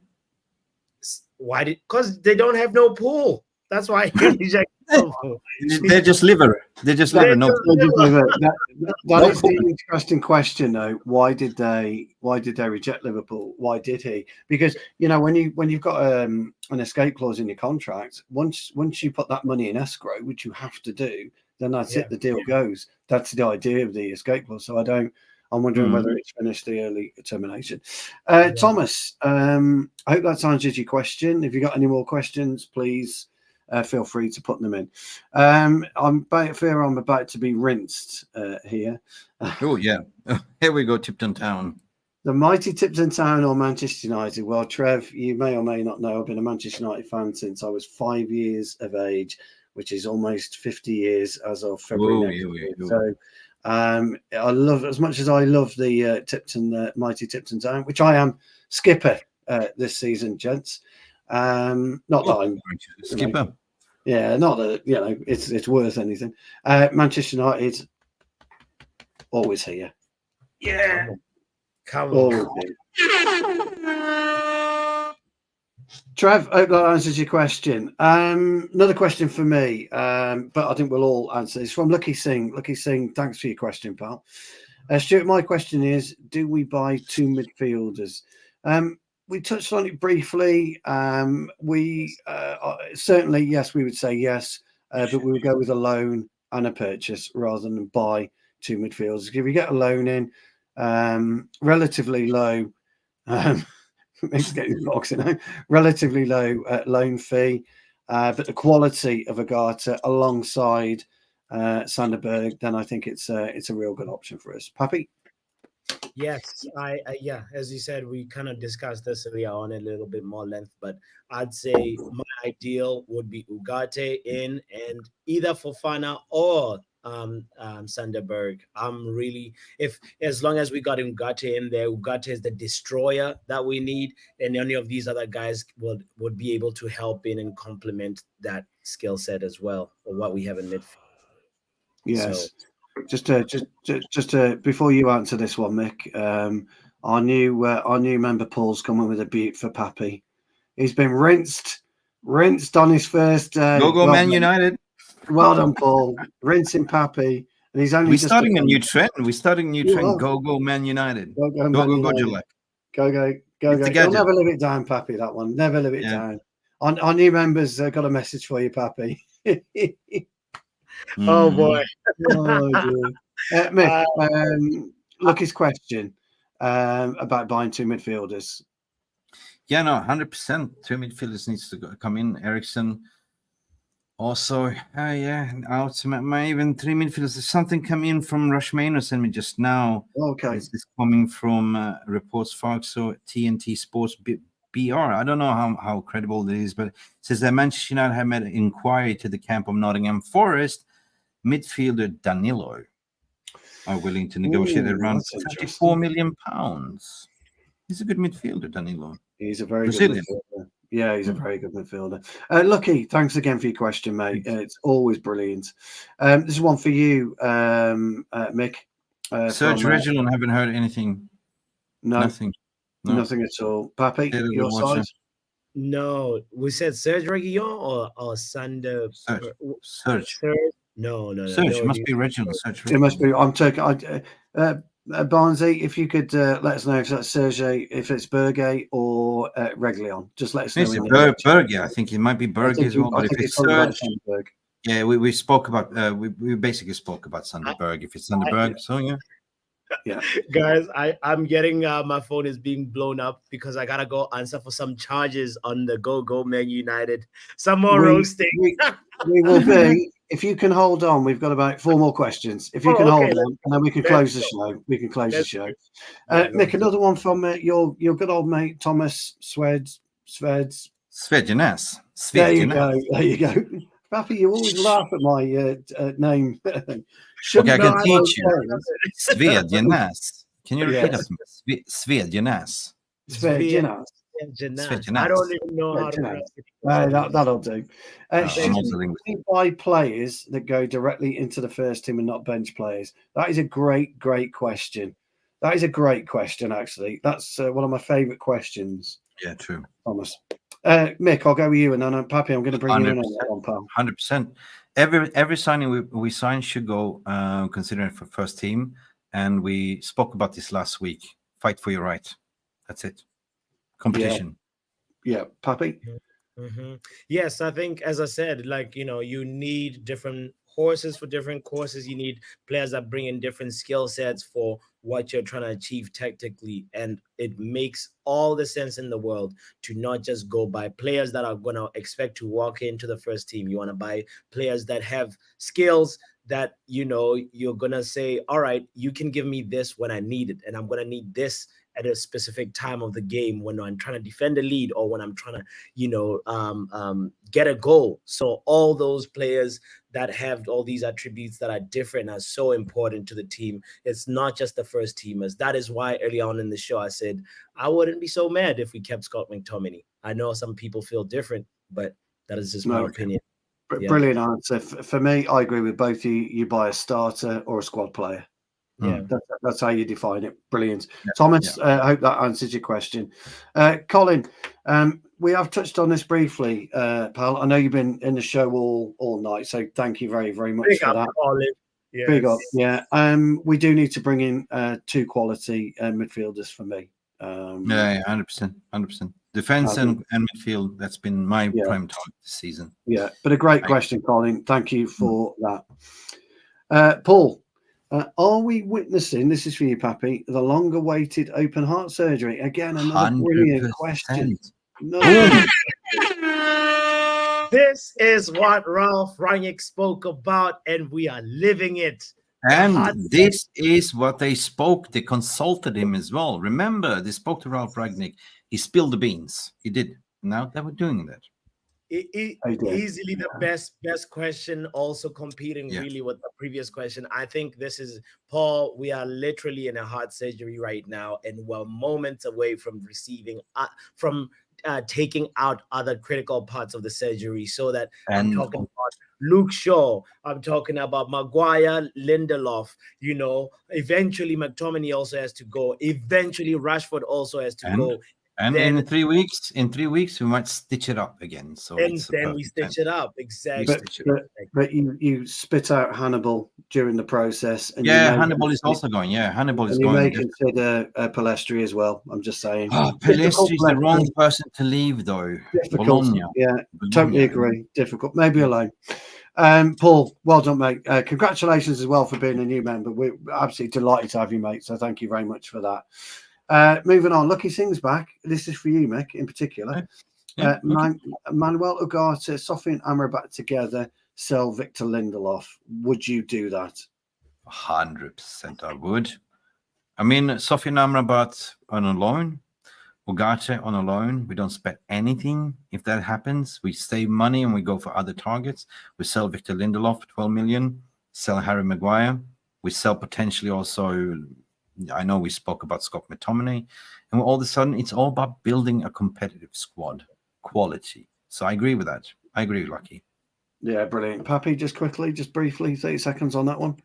Yeah, if we got Ugarte, Amrabat together, sell Victor Lindelöf, no brainer. I would say Happy days. Yeah, Lucky, I'm on happy days with that as well. Thank you very much. Guys, we are 3 away from 100 likes, please. Come on. We got 4 questions to go. Come on, you can do it. You can do it. And if you do it, we'll briefly play Go Go Pappy. Yeah. 100%. 3 more for Go Go Pappy. Wicker, I know that one is. It's a brilliant question. Oh, sorry. Sorry. I accidentally. No, Mick, it's fine. It's fine. It's a brilliant question. I'm going to let the gaffer answer this one, but my response to that would be, I think you need to draw your own conclusions. That's my response: is draw your own conclusions. Listen, Chelsea. I don't really give a rat's ass what Chelsea's doing. Nobody understands what the hell they're doing. Are they doing money laundry all of a sudden? Like, I don't know. Seriously, what the hell are they thinking? But I think this strategy is to suck up every young talent to compete within the next 2 years. That's what I'm thinking the strategy is. But at the meantime, I don't know, man. I don't know. Yeah. Pappy, I presume you're in the same similar. Yeah, 100%. I didn't even read money laundry. It came up in my head. Are they doing money laundry? He doesn't understand the rules. He thinks like he's buying 24 players for attack and then 21 for Todd Bowley. Well, they're gonna register a certain amount of players. They're gonna run out selling hotels. What are they gonna do then? They're gonna run out of lockers. They're gonna run out of parking spots. They're gonna run out of. It's just too much. Stop all it. I say to that, Wicker, is I would look at the latest deal between City, Atleti, and Chelsea. Draw your own conclusions for that cesspool of a transfer, triple transfer. It's a disgrace to football, that is, because there's no way Atleti are paying City 82 million for Julian Alvarez. No chance. Listen, just final. I'm just going to close the poll. We did run a poll for 14 minutes, and I'm going to close it out. And just the question was, are you okay with Bruno new contract on 350k per week? Guys, can you guess what the VR room said? 90% yes. Yeah, I'd say 75% yes. Oh, I think the Stu was the closest. 84% says yes. Ooh. And there's 37 votes. Big up panel. Big up everyone for voting. Thank you. We're closing that poll and moving on. This is a question for Pappy. I'll let you read that one.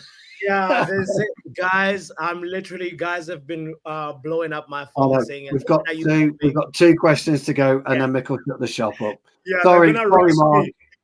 Sorry, Mark. Pappy, one for you. And this is from Barman, so thanks for your question, pal. How many midfielders do you reckon we need to bring in, except McTominay? Yeah, okay. Pappy, I'll let you answer it because I think we've gone over that. I think he said, yeah. So he was talking about keeping McTominay and Casemiro or Eriksen. One of those who should make way. Ooh, okay. If one of these has to make way, my answer is Eriksen. You can make an argument for all 3, couldn't you? Yeah, I really believe McTominay adds something in terms of if we need goals coming this season, like, if at all we have a striker injury crisis, well, obviously, like, we know we won't be having Rasmus Højlund for a while, but Casemiro seems like he's leaner, he's sharper, like, especially based on the very last game. If we play that same structure, I think we're gonna be good with Casemiro. So that's why I stand with it. Yeah, I'm thinking football economy in my way. Like, I'm thinking I'm done with this sentiment. I want us to build award-winning squad, a challenging squad. So I know what they're thinking. They want to get rid of Casemiro, who's 300k a week. Yes. Is an expensive choice to have as a bench player, you know. Eriksen, his legs is gone. Creativity is there. I always said that he's a Juan Mata with technical abilities with no legs. Definitely the one to go.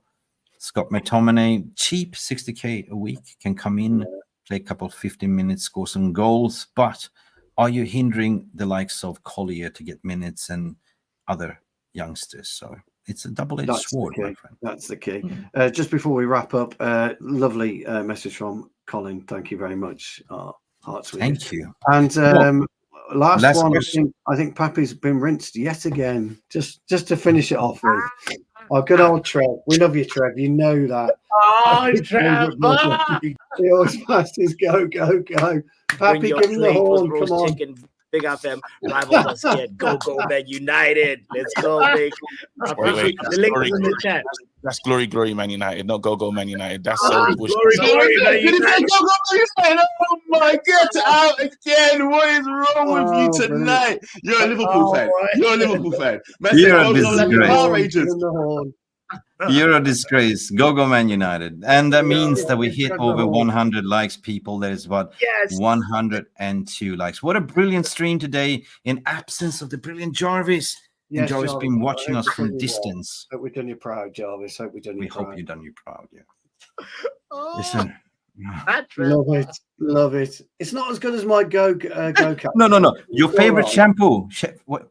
Favorite shampoo? Wash and go. Wash and go. No.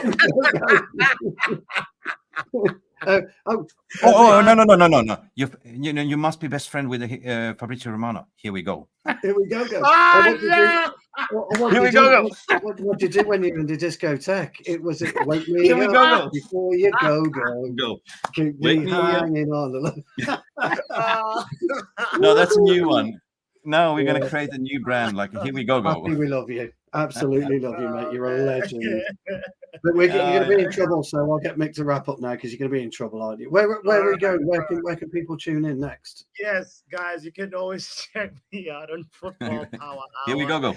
I was about to say you can always go to Football Power Hour and hit the like button, subscribe over there. But also, we're streaming this show to Football Power Hour as well, so kindly give me a little love there too as well. I will put the things in the chat and smash the like button if you're watching this even on MUFC Realist TV, guys. It's been a brilliant show and I gotta go. Legend, absolute legend. Oh, Pappy. Cheers, buddy. All right, so brilliant people. In absence of Jarvis' spirit, it's been a brilliant show. Thank you, everyone, for tuning in.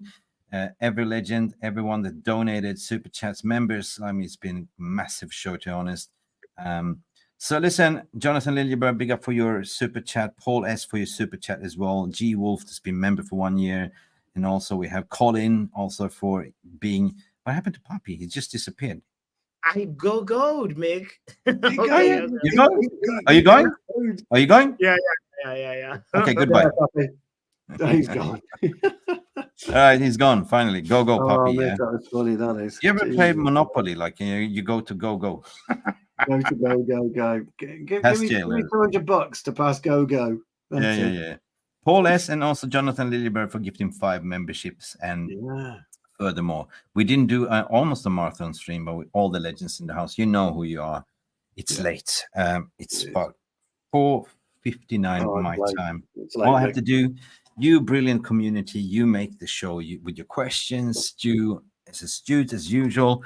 We are on 37,000 subscribers. Unbelievable, Stu. 2 years ago, we started with 0, right? Congratulations. And now, target is 140. The magic bullet, 40, right? 40,000. Yeah, 100%. Oh, well, listen, we have 37,497 subscribers. Wow. Do you think we can make 50 before Christmas? Hopefully. Yeah. That's your age, isn't it? 50. Yeah, well, 50. Yeah, it is. Yeah. I'm a bit more. No, what a great time. I've really enjoyed it. It was good to have you on. We haven't been on stream for a while, have we? So since your last game. No. You never guys invite me on the Jarvis Corners. Well, I think what we've got coming up, we're going to Phil Marsh will be coming up over the next week or two. Fantastic. We're also going to bring in. The Scarlet Report as well into the show. Yes. Many different guests. So, guys, thank you for becoming a member. Do remember, if you're gifted a free membership, support the channel. It's only €1 after 30 days free. So, yeah. We'll be back tomorrow morning with Mick and Mark, morning show as per usual, and hopefully Mark will display his brilliant brother. Congratulations for all board. Oh yeah, congratulations! Yeah, I'm delighted for him. Yes, that's time to close the shop, Stu, isn't it? It is. It's been a great show. I've really enjoyed it, and Pappy's made us all giggle, which is absolutely brilliant. Yeah, so, and your cats, the cats. Oh, the cat, Misha says hello. He says hello too. Anyway, that was brilliant with the KG and everything as well. So, guys, thank you for watching, Stu. It's time to say goodbye, and we'll be back in the morning. Massive week ahead. Summarize. Yes, Misha. Yes. We are playing Friday, Fulham. 100% we are, and we got 3 medicals, 2 completed, and Wan Bissaka joins West Ham by my understanding. De Ligt, Mazroui gonna do the photo op tomorrow, so they'll be eligible to play on Friday in Fulham apparently as well. So brilliant, and we will see movements in the midfield as well. We will see. Interesting weeks. I have 3 weeks ahead of the window. Big up for Stu's yellow Gran Canary shirt. I like that. Yes, I do. Yes, one of my favourites. Listen, what we say here, Stu: peace, love, and what? Banana. No. Peace, love, and banana. Big up, people. See you I forgot we haven't done that for a while, have we? Don't clip that. I'm not going to clip it. Peace, love, and go banana. See you in the next video. Enjoy your rest of the evening. See you tomorrow morning. Bye-bye. Thank you so much for stopping by and watching MUFC Realist TV. Don't forget to like and subscribe and follow us on the socials.